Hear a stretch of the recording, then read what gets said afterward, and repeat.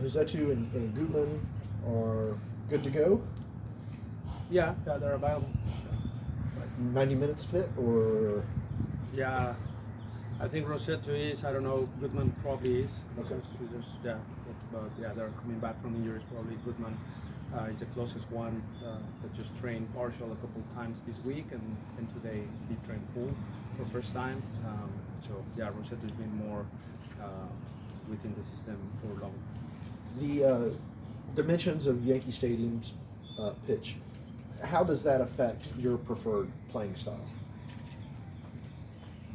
Well, I would say yes. You don't have that amount of space, width, and all that. It's 10 yards probably. Total probably 66 yards around that number of width. So that's 5 yards on each side compared to Mercedes-Benz. And yeah, maybe a little bit of spacing and the timing. When you open up the field like you put players outside, normally you have enough space to switch, and that is hard to cover for a back four, the whole field. So I think we can do something like that, but it's more kind of the angles for the guys passing outside that changes a little bit, but I think it's okay. Does it affect your preferred formation? No. Does it try to get the angles in the space? No. Okay. No. Curious about your thoughts on NYCFC's attack. It's been kind of a unique situation where they have Magna up top. He's maybe not a natural number 9. What have you made of what they put together so far this year going forward? Yeah, well, the last game he played more on the left, Mm-hmm. and they played the kid as a 9. So yeah, we'll see what they put. What I know is whatever lineup that they put up front, whether it's Magno outside or inside, it's a very fluid team. It's a team that since long time ago is very fluid in attack, that understands time and space, how to drop in the pockets, at times even without a clear structure, but they are just very good at moving in different spaces to be dangerous. So that's been always New York City's strength, and I think now, since last year, they changed a lot, kind of the spine of the team, like no Collins, no Johnson, no Maxi Morales, so they've been changing a little bit in that, and now they are trying to redo a bit of that with different players, and yeah, they're a different team in that way, but the style I think remains the same. When they're adding in new pieces like that, adding in guys like Ledesma kind of on the fly, how tough does that make it to prepare for a team like that? Well, I know Ledesma very well. I know he was in PSV, and he's a very good player on number 10 that can 8, 10, that can break lines with dribbling. He's a very good dribbling. He can keep going with the ball, always good vision, good passes, ball dangerous. So he's a very good player. But yeah, overall we do a good job with everyone scouting the new fullbacks. Kufre on the left. I think he's very good attacking-minded fullback. Let's see, that matchup on the flank, how we can do better there. And yeah, they have good players, and as always, we put more attention on what we do well, but having a little bit of an idea of what they do well and how we can counter that. We talked to Miles earlier today. How impressed have you been by his ability to not only recover so quickly physically, but also mentally within the speed of our game? Yes, very happy with that. Brad, once Ossie's back, I think it's going to be similar. So overall, good mentality, good performances. I think the shape of the team and then the caliber of plays we've been doing, I think helps, right? So we're doing good collectively, individuals shine, and when you have that amount of talent that Miles has to cover the back, like he shines even more. So it's the same. It's always a collective effort, but yeah, very happy with his return to play as normal, and every weekend he's available and he's playing at a very good level. When you watched film of the Red Bulls and you saw Miles break up that 3-on-1, what was going through your mind as you watched that unfold?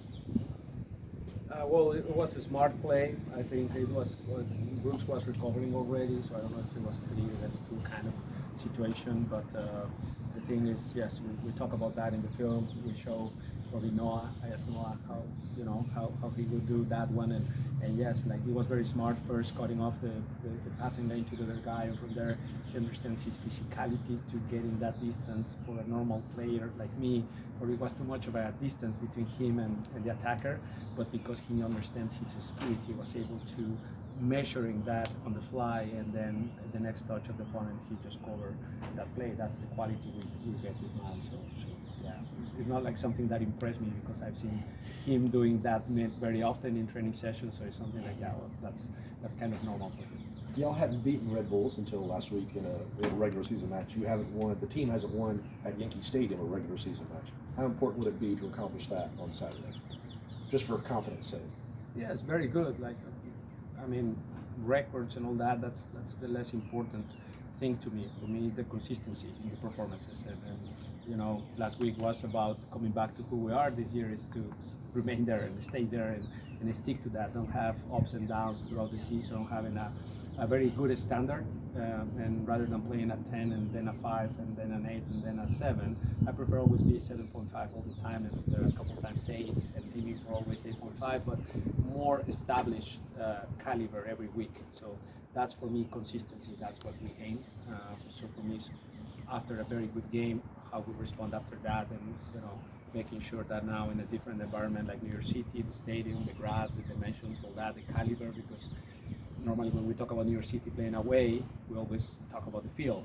It's also about the opponent. It's a very good opponent. It's quality opponent. It's a team that plays very good football. So it's all of that, how we can have a good result there. There was a well-written story about 3 stats you really kind of focus on from games. Of those 3 stats, which one maybe has more importance against NYCFC at Yankee Stadium?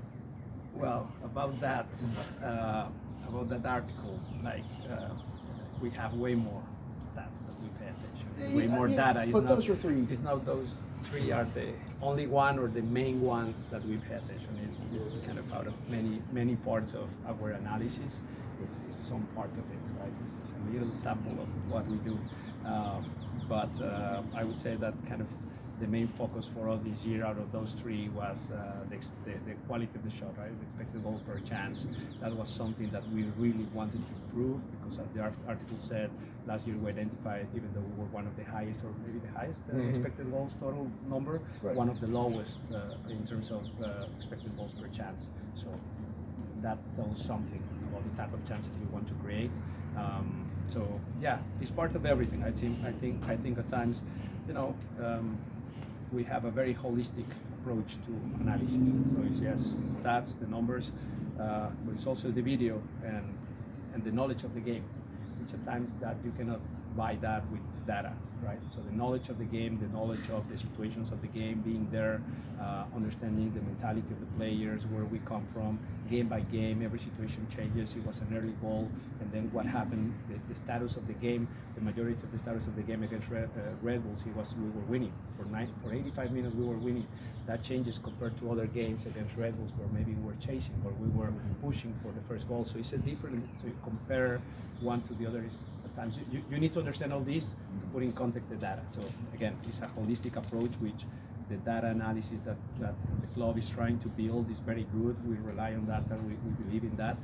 But it's always about the context and how we present the information, what for me makes the difference. And Miles mentioned that using the film to expand his game. Do you do more individual one-on-one sessions with them or more as a unit? What do you find more effective to kind of help a player like Miles or any player on the team just use film to its maximum effectiveness? So we do 3 times of film. The normal film we do for analyzing our last game that I do. I'm in charge of that post-match analysis through video. With Jose always. Jose supervises everything, right? But I'm the one delivering that to the team. Then we have the IDPs, the individual development plans, where Eugenio, my assistant, is going to the players and here and there, maybe not every week because at times we overload the players, but little details on a summary of clips that can help that player. And then there are the unit work, where at times Diego takes the back 4, plus maybe a holding center mid. We talk about the shift overs, defending the box, defending crosses, defending cutbacks, how we man mark in certain situations, in other words, also how we do that as a unit. So we have those 3 tools in terms of film they also have these apps that they can get on their phone, all their touches, so that's more individual and that's on their own. They can see all the information, the opponent analysis, so we do a lot on that. The key for me is at times too much is not the solution, is you have to measure when maybe you let them rest for 3 weeks on individual film and when you overload them with 3 times a week. So that's more the feeling of coaching, but we have the tools, which is very good. How different is that from when you were a player? When you were, how's that just changed the way you prepare with the video? It is very different. It's very different. Like I was telling the other day, Eugenio, that I cannot imagine our generation with all the tools that we have nowadays, right? So that video, kind of better training sessions, more specific, more towards the game model, and talking about concepts and principles of play and all these. Like, it's very good. I mean, I'm excited for the present of the players we have, the amount of resources they have to improve are massive.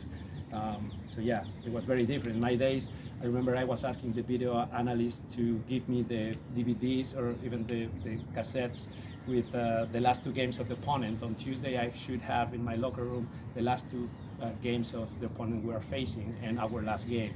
So and then it was on my own, analyzing that just for my own development, but it was very, very different those days. Mm-hmm. Gonzalo, the Open Cup draw is later today. What's your plan in managing that with the workload? New York City. New York City is my plan, and then yes, I understand the draw, and we will plan after that. But honestly, I'm trying to go week by week, and yes, we have kind of a bigger picture plan on loading and maybe rotation here and there, depends on the opponent. Yeah, we have that, but to be honest, I know the draw is today, but my focus is New York City. We will see what happens after that. I wanted to ask you a big picture thing about training. You guys start with rondos every day, and in a game like this one where it's tight spaces, how important is that in kind of setting the tone for training every day and how you do different things with them every time? Yes, for me the rondos, I don't know, there are different definitions of rondo. The one we do is kind of the 6v2, 8v2, or 2 guys in the middle. At times it's more for fun, but I always like that exercise because for me that's the game. That's very similar to the game. It's about 2 guys in the middle. The guy in the ball has 3 options, one on the right, one on the left, one through ball. It's always about attracting with the pass to my guy on the right, so then they pressure, play back, and then I break the lines. It's about defending in pairs, pressure on the ball, cover, angles. It's about the quality of the pass. Should I pass the ball to the left foot? That means the message is you go to the next guy there. If I pass to the right, it's maybe play back or play a through ball. So it's that in very tight areas. Those little things for me help a lot to the speed of play.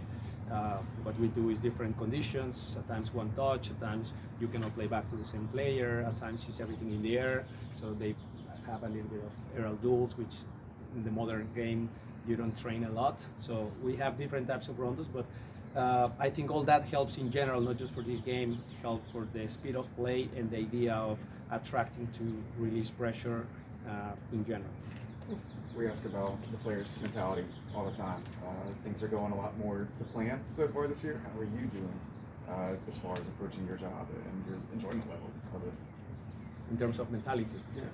Your enjoyment, just being able to come to work knowing that you had a win last week, all that kind of thing. I think that should be a given every day. I should enjoy this, and I think normally we do. Obviously, after a tough loss, it's hard to enjoy the next day, right? It's something maybe you don't enjoy that.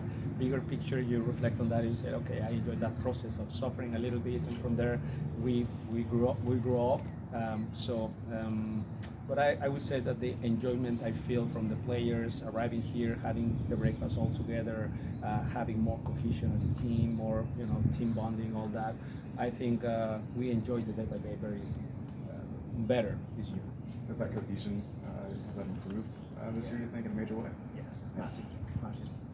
How important is that for the future of the team and just kind of the long-term sustained success? I think it's very important. I think it's just we call it just cohesion, team culture, behaviors. We have different things for that, but for me it's just enjoying. We are all here at the same time this year, and we have the ability to put our signature in this year. So when people 15 years from now are going to look back at 2023, what they're going to say about this team. We are all here at the same time that's a coincidence, and now how we can make this year unforgettable. And that's for me, coming here every day, pushing ourselves at times is also part of enjoyment. Because at times not everything is nicey, and I have to tell them good things to my teammates, and we have a good mood. No, at times you say, you need to do better here. Yeah, and you need to do better here. Okay, we have an agreement now. Now we go from there, and we enjoy competing, we enjoy fighting, we enjoy all of these little things that are part of football. I think we've been doing that much better this year. What's different about this group? I think in general there are new players, of course, but in general this group suffered a lot last year. So we all collectively, the club, the players, the staff, we all suffer a lot with the situation.